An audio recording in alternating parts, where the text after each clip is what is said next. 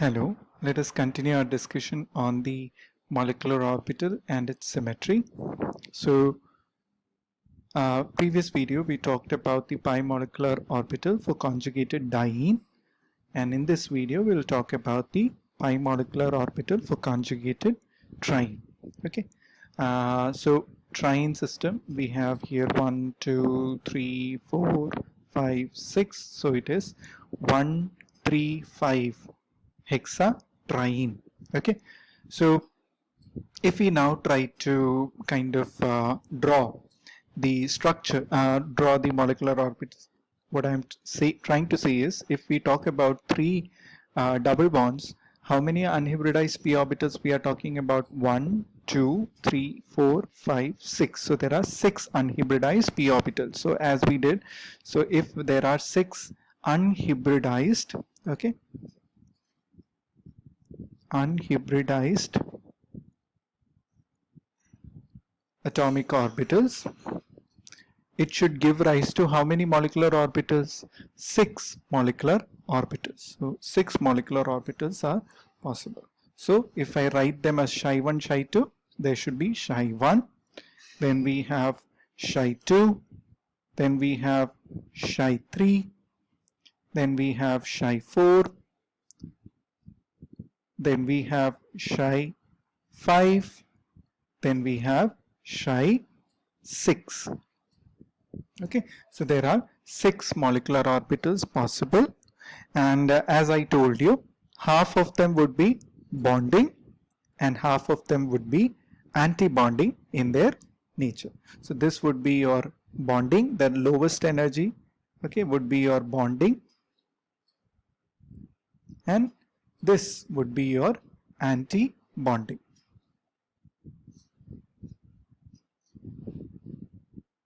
Okay, so this would be your anti-bonding. So now let us try to understand the orbital picture of this particular diagram. Okay, now since we are talking about 6 unhybridized p orbital, the first, that is the Ψ1, would be having all the 6 unhybridized p orbital are in phase. So that means they are all having same phase on one side of the p orbital, and therefore they are all involved in bonding. So when there is no node and all the bonding, all the atomic orbitals involved in the molecular orbital formation is bonding in their nature, they will give the lowest bonding molecular orbital, and that we denote it as Ψ1. Okay, now the next one, that is Ψ2, would have one node present. So we will symmetrically place the one node at the center of this molecule. Okay, then half of it would be having half of the p orbitals would be in phase and half would be in phase, and those two halves will not be in phase, and that's why you have a node here. Okay, so again the bonding interactions are more than the node, and therefore Ψ2 is also bonding in nature. Okay, let's go to Ψ3. Ψ3 will have now 2 node present in it. So I'll symmetrically place them on this side. Okay, and accordingly I noted down the signs on these lobes. So you have again 3 bonding interactions and only 2 nodes. So again Ψ3 would be your bonding molecular orbital. Moving on further, the next one, Ψ4, would be having 3 nodes. So I symmetrically place them here, place the one of the node at the center and 2 other nodes equidistant from it. Okay, and so these are the picture, and these 2 orbitals are in phase and therefore they show bonding interactions.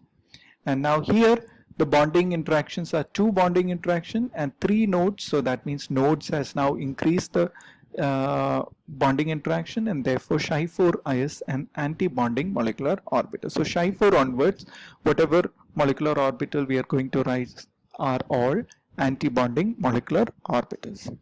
So in Ψ5 we have 4 anti-bonding molecular orbital, and therefore I place the nodes in a symmetrical fashion, and across the nodes you will have a phase change happening. So it is plus and minus here. So across the node this become minus and plus, and then across the node it would become plus, and since there is no node between them, it would remain plus and minus, and therefore you have bonding interactions happening here. And then across the node again the phase change will happen, across the node again the phase change will happen. Okay, now the last one, there would be no kind of bonding interaction, all would be out of phase, so they will be alternating with each other. Now if we try to quickly tell the antisymmetric and symmetric, it's pretty easy to say. We know that the bonding one would be, the lowest energy would be symmetric in nature, then the antisymmetry, symmetry would be alternating. So this is antisymmetric, symmetric, antisymmetric, symmetric, and antisymmetric. Pretty easy for us to understand. Okay, now next thing is to understand which is the HOMO and LUMO. So first we have to fill up the electrons. So we have 6 unhybridized p orbitals, so 6 unpaired electrons are there on each of the p orbital. So 6 electrons need to be filled up in these pi molecular orbitals. So when we fill them up, first 2 electron goes to the lowest, then to Chi2, then to Chi3. So which is the HOMO? Very quick to answer. HOMO is Chi3 and LUMO is nothing but Chi4.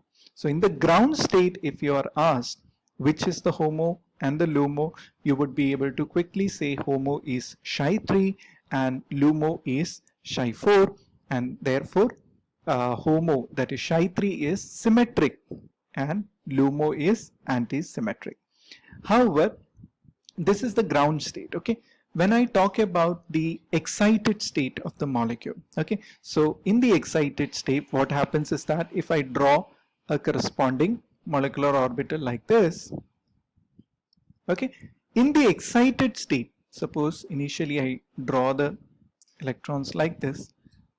In the excited state, suppose we subject this triene to a photochemical condition, then one of the electrons would be excited from the HOMO in the ground state to here. Okay, so now the electronic configuration in the excited state of hexatriene would be something like this. And now if you ask which is the HOMO in the excited state, HOMO in the excited state is nothing but Chi4. Now it is antisymmetric. Initially in the ground state, the HOMO was symmetric, but in the excited state, HOMO has now become antisymmetric. Okay, so this is the important thing that we are going to see, because as I told you, in the pericyclic reactions we will have both thermal and the photochemical condition, and both of them you have a change in product that happens, and that is because the HOMO in the case of ground state would be different and the symmetry of the HOMO in the excited state would be different. So in the case of hexatriene, hexatriene, in the case of hexatriene, the HOMO is Chi3 and it's symmetric. However, in the case of excited state, that is when you subject this molecule to a photochemical condition, the HOMO now becomes antisymmetric because the HOMO in the excited molecule is Chi4, which is antisymmetric in nature. Okay, so this particular thing you should keep in mind, and this is what we are going to use in order to understand how the reactant configuration and the thermal conditions and the reaction condition can influence the product stereo selectivity.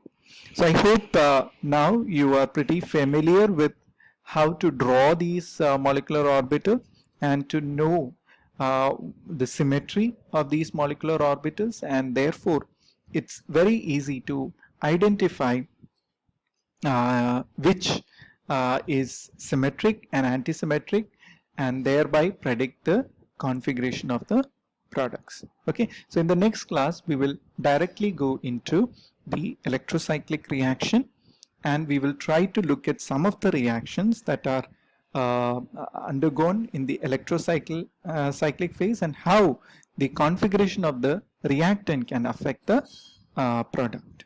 Okay, so thank you.